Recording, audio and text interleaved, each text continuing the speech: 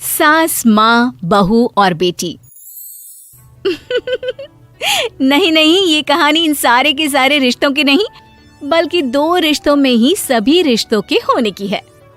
अरे बहू, मेरे और तेरे ससुर जी की रोटी मत बनाना, मैं बना लूंगी, दिन तक ठंडी हो जाती है। बहू जो कि एक वर्किंग लेडी थी। नहीं नहीं माँ जी, मैं अच्छे से कपड़े में लपेट देती हूँ ना, आप क्यों मेहनत करेंगी, माइक्रोवेव में गर्म कर लेना। अरे नहीं बहू, मेहनत मत कर, वैसे भी ऑफिस में कम मेहनत होती है क्या, जा रहने दे। लेकिन बहू मानती नहीं, वो सास ससुर की रोटी बना कर ही जाती है।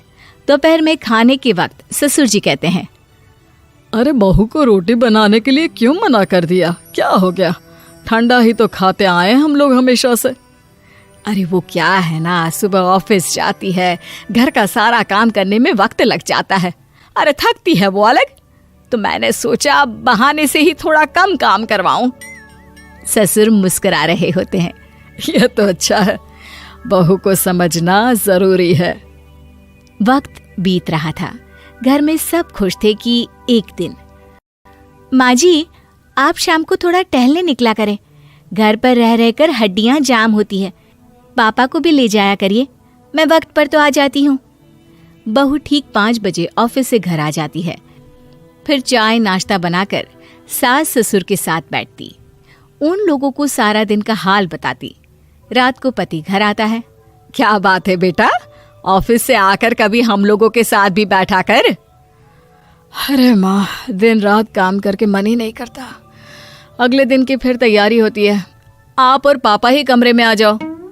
इससे अच्छी तो बहू है, कितना भी थकी रहे, घर आकर हम लोगों के लिए चाय नाश्ता बनाना, फिर बातें करना। बहू ना होती तो हम बुढ़ा बुढ़िया तो बैठे ही रह जाते। सास और ससुर अब बहू के कहने पर शाम की सैर पर निकलने लगते हैं। सास की कई सहेलियां बनती है तो ससुर को भी कुछ बुजुर्ग लोगों का ग्रुप मिल जाता है। कैसा रहा सहेलियों के साथ शाम का वक्त? हम लोगों ने तो भाई खूब योगा किया। अरे हम लोगों को गप्पों से फुर्सत ही नहीं होती।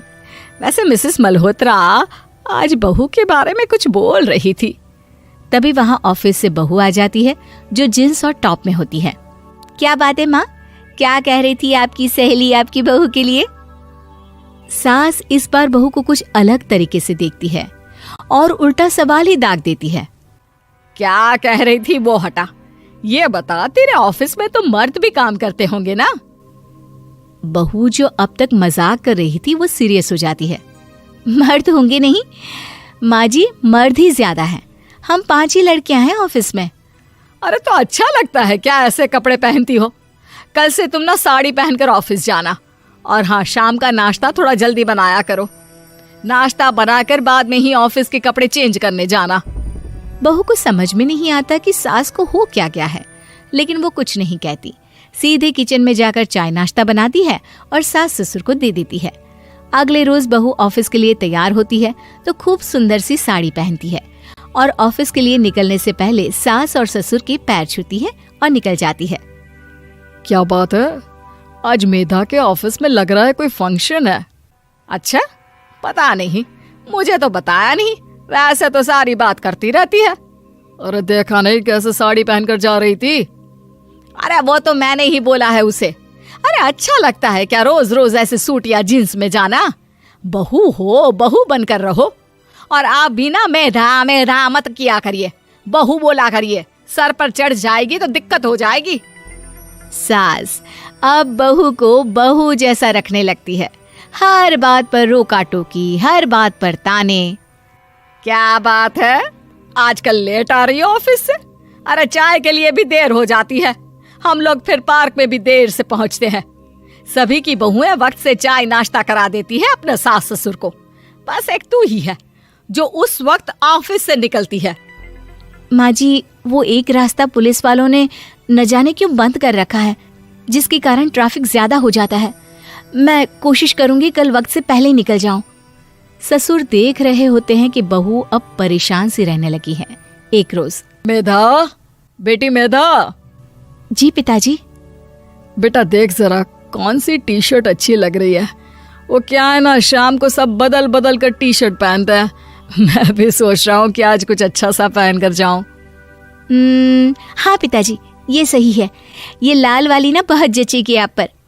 मेरे पापा पर भी डार्क रंग बहुत जचता है। क्या चल रहा है? अरे ससुर के सामने घूंघट तो छोड़ो, ऊपर से रंग बताया जा रहा है टी शर्ट का। अरे बहू, कोई संस्कार दिए नहीं है क्या तेरी माँ ने?